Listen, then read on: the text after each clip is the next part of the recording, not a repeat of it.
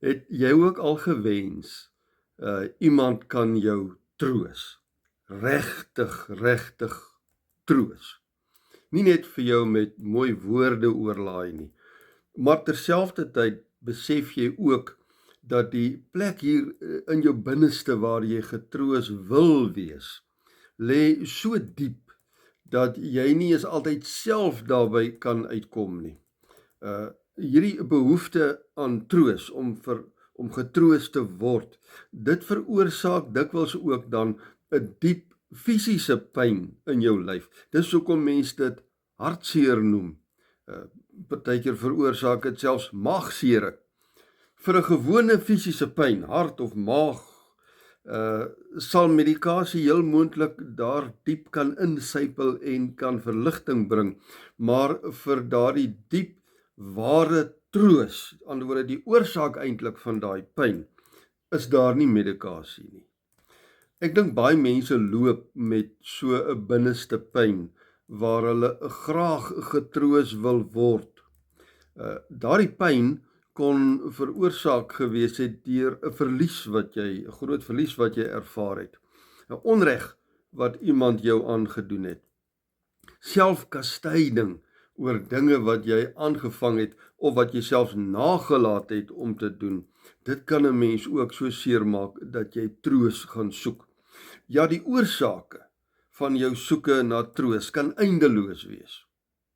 Maar die goeie nuus, net so eindeloos ook, is God se belofte van troos.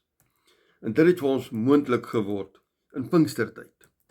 Jesus Christus beloof vir sy disippels dat wanneer hy weggaan, hy sal hulle nie soos weeskinders alleen laat nie. Selfs al voel dit vir hulle partykeer asof hy hulle wel alleen en in die steek gelaat het. Johannes 14 vers 15 tot 18, daar sê die Here Jesus: Ek sal die Vader vra en hy sal vir julle 'n ander trooster stuur om vir ewig by julle te wees. Ek gaan weg, maar hy sal vir ewig by julle wees, naamlik die Gees van die waarheid, die Heilige Gees. Jesus gebruik hier die Griekse woord parakleet. En parakleet beteken iets soos voorspraak of 'n advokaat, trooster of 'n helper. Mense probeer vir my en vir jou antwoorde gee wanneer ons so troos nodig het. Hulle praat ons dikwels moed in. Soms raas hulle selfs met ons en sê, man, jy moet nou oor hierdie hartseer en oor hierdie troosteloosheid kom. Jy moet jouself regkry, jy moet net begin glo. Maar die Gees, die Heilige Gees, kom smeer salwe aan waar mense hande nie kan bykom nie. Die Heilige Gees tree dan op as advokaat wanneer die wêreld ons aankla, ons verontreg, ons seermaak en ons troos nodig het. Hy gee vrede binne in die storm wat ons ervaar. Dit is die onsigbare werk van die Heilige Gees.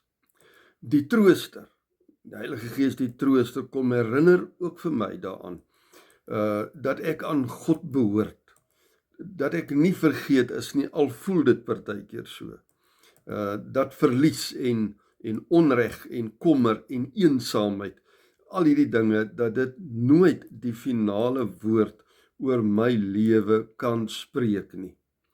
Die wêreld bied vir my baie dinge aan om my pyn tydelik te verdof, te verdrink, te troos.